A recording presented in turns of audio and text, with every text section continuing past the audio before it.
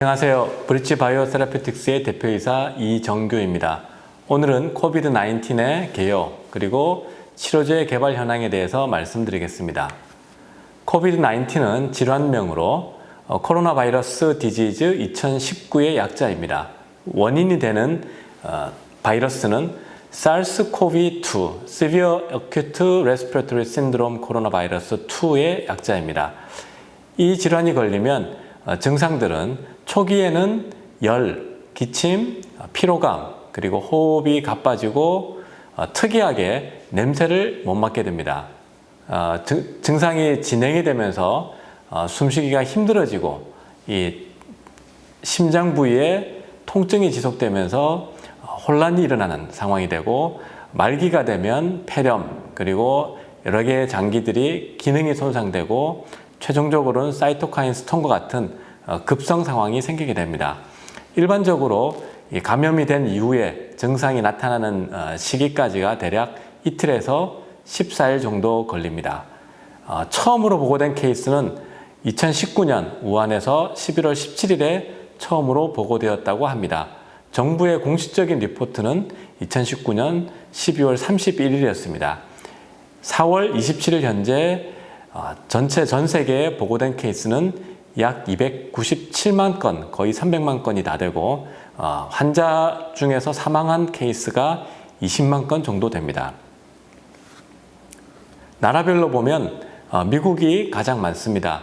약 300만 건 중에 100만 건으로 3분의 1을 미국이 차지하고 있고요. 그리고 스페인, 이탈리, 독일, 영국 이렇게 되고 다행히도 한국은 현재는 거의 20위권 가까이 돼서 약 1만 명 정도의 확인된 사례가 있고 그리고 전체 사망자 수는 243명으로 100만 명당 한 200명 정도의 사망 건수를 보이고 있습니다. 전 세계적으로 볼 때 아직도 하루에 7만 5천에서 10만 건 정도의 신규 환자들이 보고가 되고 있습니다. 이러한 아주 단기간에 전 세계에 약 300만 명 정도의 감염이 나타나는 그런 급성 그리고 중증 질환이기 때문에 전 세계의 모든 과학자들이 다양한 방법으로 백신과 치료제 개발에 나서고 있습니다. 오늘자 바이오 센츄리의 내용을 보면 백신이 개발되고 있는 건수가 69건 그리고 치료제가 263건입니다. 보고되지 않은 경우를 예상을 하면 이보다도 훨씬 많은 프로젝트들이 백신과 치료제에 달려들고 있을 것으로 생각합니다. 이 치료제 중에는 다양한 약물들이 있는데 항체, 스몰 몰리큘, 그리고 항체가 아닌 다양한 종류의 단백질이나 펩타이드 이런 여러 가지 종류들이 현재 개발이 되고 있습니다. 이 질환의 진행에 대해서 간단하게 설명을 드리면 우선 감염이 되면 초기에는 증상이 나타나지 않고 바이러스가 몸 안에서 증식을 하게 됩니다.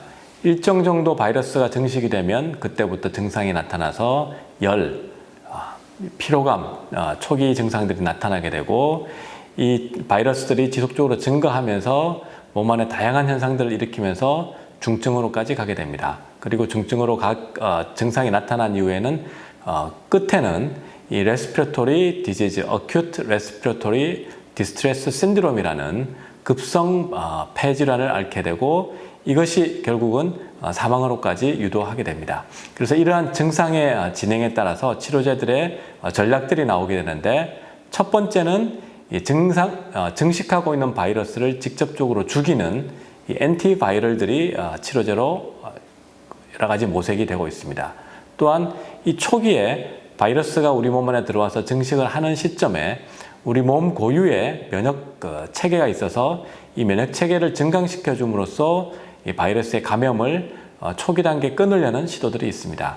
그리고 중증으로 가게 되면 이 바이러스로 직접적인 바이러스를 죽이는 것보다는 이 바이러스의 증식으로 인한 다양한 증상들을 완화시키려는 염증을 억제해 준다든지 혹은 이 혈액의 혈관을 좀 늘려줘서 여러 가지 증상들을 억제시켜주는 이런 치료 전략을 취하고 있습니다. 그래서 앞으로 설명드릴 것은 이 직접적으로 바이러스를 죽이는 엔티바이럴의 전략들, 그리고 초기 단계의 면역을 증강시켜주는 이 이뮨 부스팅의 전략들, 그리고 끝단에 가서 다양한 종류의 증상을 완화시켜주는 치료제들을 하나씩 보도록 하겠습니다.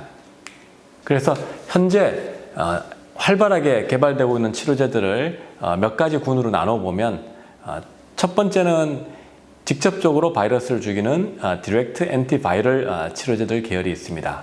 두 번째는 초기 단계의 이뮨을 면역을 증강시켜 줌으로써 바이러스에 대한 대처를 우리 몸 고유의 면역 시스템을 이용해서 늘려주는 이뮨 부스팅 전략이 있고, 세 번째로는 이 증상이 진행이 된 이후에 그 증상을 줄여주기 위한 그 염증을 억제하기 위한 엔티바이럴 전략들이 있습니다.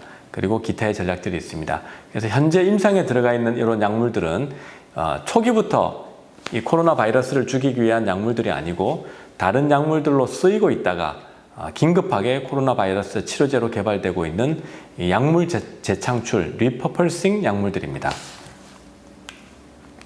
첫째, 직접적으로 바이러스를 죽이는 디렉트 엔티바이럴들을 보시면 이미 치료제로 개발이 되었거나 개발 중인 다양한 종류의 바이러스 치료제들이 이 코비드-19의 치료제로 지금 개발이 되고 있습니다. 그 중에서 가장 주목을 많이 받는 것이 길리아드가 당초에는 에볼라 바이러스 치료제로 개발을 했다가 긴급하게 코로나 바이러스 치료제로 개발을 하고 있는 렘데시비어입니다. 현재 렘데시비어는 전 세계에 다양한 임상들이 진행이 되고 있고 조만간에 중요한 임상의 결과들이 발표될 걸로 예상을 하고 있습니다. 몇 가지 임상 결과들이 초기에는 좋지 못하다고 희망적이지 않게 발표되었는데 최근에는 치료 기간을 단축시켜 줄 수 있다는 긍정적인 신호도 나오고 있습니다. 그래서 이런 직접적인 엔티바이럴들은 거의 대부분이 뉴클리오사이드 유도체 혹은 아데노신 유도체로 이미 다양한 바이러스 치료제로 활용되고 있는 약물들입니다.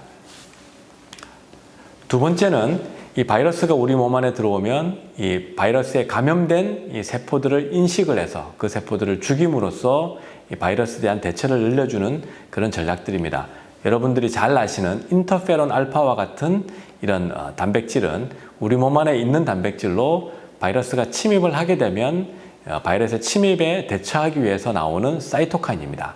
그래서 인터페론, 그리고 항암제로 쓰고 있는 베바시주맥과 같은 약물도 이런 면역을 증강시키기 위한 전략으로 현재 임상 중에 있습니다. 특이한 것은 면역 항암제로 잘 알려져 있는 이 니볼루맵, 제품명으로는 옵디보, 그리고 펜브롤리주맵, 제품명으로는 키투르다와 같은 면역 항암제들이 일반적으로 항암제의 작용을 위해서 면역을 증강시켜주는 효과를 작용을 하는데, 이 카테고리, 즉 이뮨 부스팅 카테고리에도 이 펜브롤리주맵과 니볼루맵이 쓰이고 있습니다.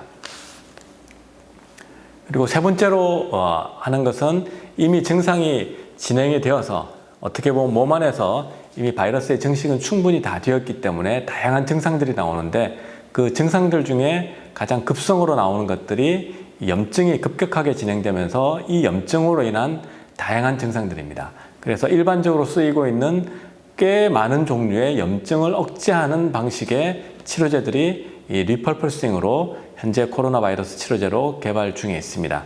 TNF 알파 치료제, 즉 아달리뮤맵이라는 항체 치료제로부터 해서 잭이라는 단백질을 저해하는 잭 이니비터들이 몇 가지들이 현재 임상 중에 있고, 그리고 이 IL6라는 이 사이토카인의 항체 치료제인 제품명은 액템나, 그리고 물질명이 토슬리주맵이라는 항체가 현재 임상에 진행 중에 있습니다. 그리고 현재는 아직은 임상에 들어가 있지 않지만 긴급하게 많은 제약회사들이 이 코로나 바이러스의 감염 혹은 증식 혹은 그로 인한 증상을 억제하기 위해서 취하고 있는 가장 대표적인 전략 중에 하나가 바이러스의 표면에 있는 스파이크 프로테인이라는 이 단백질이 우리 몸 안에 있는 세포의 표면에 있는 수용체와 결합을 해서 세포 안으로 들어가게 되는데, 이 스파이크 단백질에 결합을 해서 결국 우리 몸 안에 있는 세포로 들어가지 못하도록 하는 엔타이 스파이크 프로테인들, 대표적으로는 항체들이 되겠는데요. 이것들을 긴급하게 지금 개발을 해서 임상에 진입을 하고 있습니다. 이 스파이크 단백질이 우리 몸 안 주사하는 항체와 결합을 하게 되면 바이러스가 세포 안으로 들어가는 걸 막거나 혹은 초기 단계에 있는 아주 경증 증상들을 억제해 줄 수 있거나 혹은 아주 중증 환자들에서도 효과가 있을지 몇 가지 궁금증들이 있어서 임상에서 곧 답이 나올 것으로 생각을 하고 있습니다. 이 스파이크 단백질에 대한 항체를 개발하고 있는 회사들을 보시면 바이오세라라는 회사, 클레오라는 회사, 그리고 비르와 글락소스미스클라인, 그리고 브리, 리제너론, 한국에서는 셀트리온이 이 엔타이 스파이크 단백질 전략으로 약물들을 개발을 하고 있습니다. 현재까지 개발되고 있는 약물들의 구체적인 임상 결과들이 조금씩 나오고 있고, 특히 렘데스비어는 며칠 사이에 임상 결과들이 나올 것으로 생각을 하고 있습니다.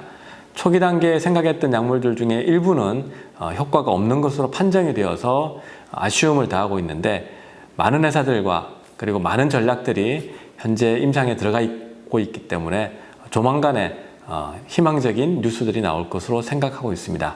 이상 이 코비드-19의 질병에 대한 개요, 그리고 치료제 개발 현황에 대한 개요를 말씀드렸습니다. 감사합니다.